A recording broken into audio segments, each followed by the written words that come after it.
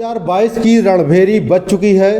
Social media हो या media, हर जगह चुनाव प्रचार अपने चरम पर है। जिनको टिकट मिल चुका है वह प्रत्याशी भी जनता के बीच जाकर के बड़े बड़े दावे और वादे कर रहे हैं। लेकिन बांदा राउंड अप पर हम बात करते हैं मुद्दों की। आखिर क्या मुद्दे होंगे जिस पर इस बार जनता वोट डालेगी?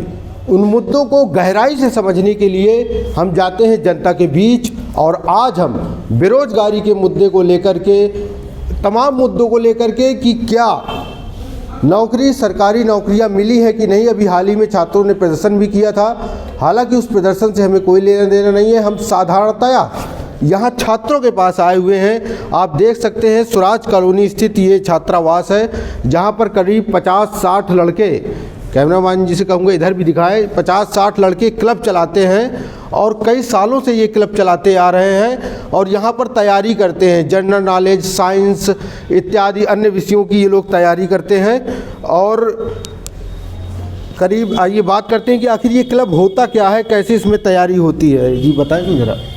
जी, मेरा नाम विष्णुकांत है। ये एक कंपटीशन क्लब है जिसमें से कि बच्चे अपना क्यूज बना के लाते हैं, जैसे जीके वगैरह हो गया, जितना जनरल होता है इसका बना के लाते हैं और एक बोलता है और जिसको आता है वो जो तो सवाल आंसर देता है। तो इसमें क्या होता है, राउंड बना रहता है। तो राउंड में चाबी चलती है, जिसके पास चाबी होती है वो बोलता है और जिसको नहीं आता तो चाबी पास कर देता तो अगला बंदा बोलता है। अच्छा, इसमें बाद में पास फेल भी होता है? जी, पास फेल होता है ताकि हमें पता चल सके कौन कमज़ोर है, कौन सा बच्चा जो होता अच्छा परफॉर्म कर रहा है। कितने साल से ये क्लब चल रहा है? ये 2011 से चल रहा है। काफ़ी पुराना? हाँ, काफ़ी पुराना चल रहा है। 2011 चल रहा है, लेकिन 2016 से अभी जब तक वही बच्चे रुके हुए हैं, क्योंकि 2016 से कुछ भी जॉब वॉब किसी का भी क्लियर हुई नहीं, कोई एग्ज़ाम ही क्लियर नहीं हुए हैं, तो अभी वही सब चल रहा है। 2016 के पहले क्लियर होते थे? हाँ, 2016 के पहले बहुत बच्चे गए हमारे यहाँ से, कम से कम नहीं गए तो 100 से ज़्यादा बच्चे यहाँ पर सिलेक्शन हो चुके हैं। सब जो तो जितने ग्रुप डी, पुलिस, जितनी यूपी और केंद्रीय नौकरियाँ हैं, इसमें बहुत से बच्चे सिलेक्शन हुए। 100-150 बच्चे तो काफ़ी हो चुके, लेकिन 2016 से अभी तक कोई बच्चा का सिलेक्शन नहीं हुआ।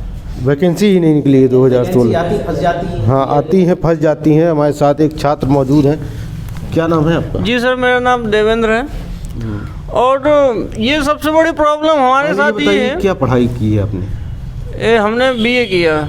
और कब से तैयारी कर रहे हैं? हम 2018 से कर रहे हैं तैयारी। हाँ, तो किस चीज़ की तैयारी कर रहे हैं? हमने आए थे NTPC सोचकर, NTPC ग्रुप D, और वन डे एग्जाम तो था लेकिन प्रॉपर NTPC थी। लेकिन NTPC इतना बड़ा लोचे कर दिया कि 2-3 साल में पेपर हो रहा है, तो लड़का कहाँ से जाएगा ये बताइए। हम मोहल्ले गढ़ी में जाते हैं, घर वाले पूछते कि नौकरी कब मिलने वाली है तुम्हारी, तो क्या जवाब लड़कों के पास, क्या जवाब बताओ। पिताजी क्या करते हैं आपके? हमारे पिताजी किसान हैं। और आप यहाँ शहर में रह रहे हैं तो खर्चा लगता है, खर्चा लगता है, चीज़ें लगती हैं। जब घर वालों से मांगना पड़ता है तो पता चलता है कि पैसा क्या होता है। लेकिन इन लोगों ने क्या कर दिया कि इस व्यवसाय उसमें राजनीतिक जोड़ दिया, राजनीतिक शिक्षा को भ्रष्ट कर दिया बिल्कुल भी। तो काफ़ी मतलब वैकेंसी नहीं निकली, इस वजह से काफ़ी हताश है आप? बिल्कुल बिल्कुल, हम ही हताश नहीं, पूरा छात्र आज टोटल। अच्छा, ये जो घटना हुई है आप देखने को मिल रही है ट्रेन वाली, ये क्रॉस नहीं होता तो ये ऐसे कैसे आदमी कर सकता? किसी को शौक है, बच्चे को शौक है। बिल्कुल, ये जो घटना हुई है उससे एक बार बेरोजगारी का मुद्दा फिर से उठा है। हालांकि इस घटना के पहले देखा जाए तो बेरोजगारी का मुद्दा नहीं था। देखा जाए तो धर्म और संप्रदाय और जात के नाम पर वोट की अपील की जाती रही है, यही हमारे यहाँ की राजनीति का आधार रहा है। लेकिन जिस तरह से पिछले दिनों छात्रों ने प्रदर्शन किया है उससे ये मुद्दा बदला है और बेरोजगारी का मुद्दा अब अहमता से, प्रमुखता से आया है और जिससे सरकारें सकते में भी हैं। आइए इनसे बात करते हैं। आपका नाम क्या है? अरे नाम तो भाई, क्या नाम है? सर, मेरा नाम कुलदीप कुमार है। कब से तैयारी कर रहे हैं, क्या पढ़ाई की है? सर जो है 2015 से हम प्रॉपर तैयारी कर रहे हैं लगातार। और क्या है, जैसे रेलवे है या यूपी की कोई भी वैकेंसी आती है, पहले तो 3 साल 4 साल एग्ज़ाम नहीं होता, बट जब एग्ज़ाम होता है तो डेट कैंसिल हो जाती है, एग्ज़ाम फिर फंस जाता है और या कोर्ट में चली जाती है, तो लड़का करे तो करे क्या। हम लोग जितने भी युवा वर्ग है, जितना भी पढ़ाई से जुड़ा हुआ है, सब चीज़ इस चीज़ से परेशान है कि वैकेंसी क्लियर होगी या नहीं होगी। पहले तो वैकेंसी नहीं आती, जो आती तो 3 साल एग्ज़ाम नहीं होता, फिर अगर एग्ज़ाम होता भी है तो उसमें CBT 2 या 1 लगा देते एग्ज़ाम हो पहले, क्योंकि कोई चीज़ अगर आती है तो उसका पहला सोल्यूशन होना चाहिए। 3 साल बाद कोई सूचना है, 3 साल के बाद आता है कि इसका 2 एग्ज़ाम होगा। अब ग्रुप डी का 4th क्लास की नौकरी है और PCC लेवल का एग्ज़ाम होगा, क्योंकि प्री और मेंस अगर कोई PCC लेवल का एग्ज़ाम हो तो उसमें हमको लगे 4th क्लास का नौकरी है और हमारा एग्ज़ाम किसका 2 फेज में होगा। कितने दिन से चलेगी प्रोसेस? पहले तो 3 साल कोई मतलब नहीं अच्छा, हुआ। अभी आपने बताया 2016 से तैयारी कर रहे हैं, तो उम्र का भी तो मामला होगा, उम्र भी निकल रही जी, हमारी ये जो है 28-29 साल हो गई है। अब हम घर में सबसे बड़े हैं या छोटे, हम और चीज़ देखना है, क्योंकि अब पैसा भी तो चाहिए हमको, यहाँ रहना है, खाना। पिताजी क्या करते हैं? पिताजी सर मजदूरी करते हैं। हाँ, तो मतलब पैसे की भी आर्थिक समस्या। कब तक तैयारी करवाएंगे? क्या करें भाई, कहते हैं कि क्या करें, लेकिन मजबूरी है कि अभी इतना पढ़े, BSc किए, B.Ed करे, सब कर रहे हैं, तब अब जो है इतने साल पढ़े तो मजदूरी तो नहीं कर सकते हैं कि जाके वहाँ फावड़ा गांव में करने लगे। कुछ उम्मीद है, लेकिन मजबूरी है कि नहीं, पूरी नहीं हो पा रही, लगे तो हाँ, क्या करें। इस क्लब में करीब 50 लड़के हैं और सभी का यही लगभग एक मत है। और बता दूं कि ये किसी दल से नहीं है, ये शुद्ध छात्र हैं तैयारी करने वाले। इनको किसी से मतलब नहीं है कौन जीत रहा है, कौन हार रहा है, कौन सी पार्टी है। ये अपना भविष्य संवारने की जद्दोजहद में लगे हुए हैं इस तरह की ठंड में, और फर्श बिछा करके यहाँ पर बैठ करके तैयारी करते हैं रोज़ाना और मेहनत करते हैं। लेकिन जब वैकेंसियाँ ही नहीं निकलती तो इनको और इनके घर वालों को मायूसी महसूस होती है। ये बताइए क्या नाम है आपका? सर मैं रंजन नाम मेरा, और मैं 2014 का पास आउट में पॉलिटेक्निक किया हूँ सर। तब से तैयारी कर रहा हूँ, बट जो है रेलवे में बहुत आशा थी, एक बार साइको से बाहर हो चुका हूँ। 2019 में मैंने ग्रुप डी का डाला था सर, उसी के बेस से कि कोई धारा मिल जाए, बेरोजगारी है, रोज़गार मिल जाए। बट जो है इस सरकार ने जो है 3 साल में बिल्कुल एक भी वैकेंसी यूपी लेवल की निकाला नहीं सर, और लेखपाल की निकाला तो सर उसमें मैं जो है पास आउट हैं सर, वो भी अभी जमा किया है, अभी पेपर कोई डेट क्लियर नहीं है।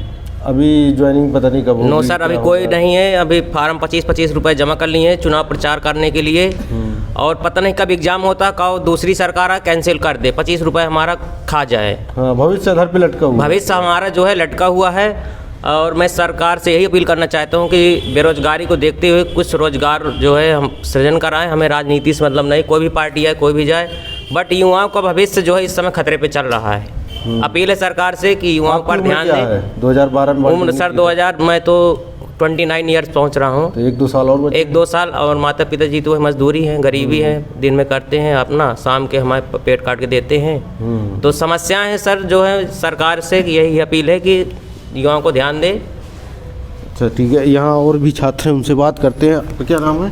कृष्णपाल जी सर। कृष्णपाल जी, कब से तैयारी कर रहे हैं? 2015-16 से। तो कितने एग्ज़ाम दिए हैं अब तक?